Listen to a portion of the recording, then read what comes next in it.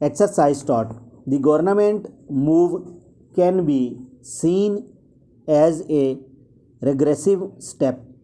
The total expenses that the government bears on the provision of free Wi-Fi services are around 200 million rupees.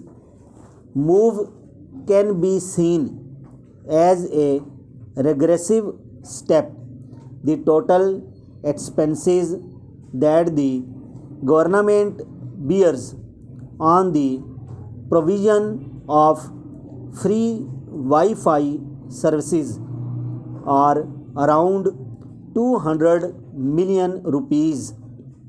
It is not a massive cost given the number of people dependent on the service. There is no other way through which the government can generate the required funds for ensuring that the service is not compromised. Indeed, there are many solutions available, yet the authorities decided to choose the easiest but the most regressive one, deprive the public of the facility. Chief Minister Usman Buzdar must take notice of this sorry development. Mr. Buzdar must direct the concerned authorities to reverse the decision for the sake of all those who are unable to afford access to the internet. Connectivity for a greater number of people is the only way to allow the teach to permeate every aspect of society.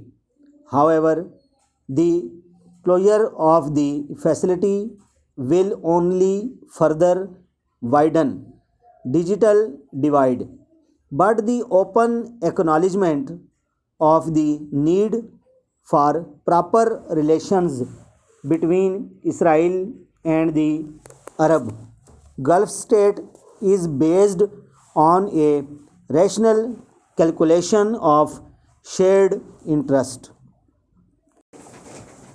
Exercise taught. The government move can be seen as a regressive step. The total expenses that the government bears on the provision of free Wi-Fi services are around 200 million rupees.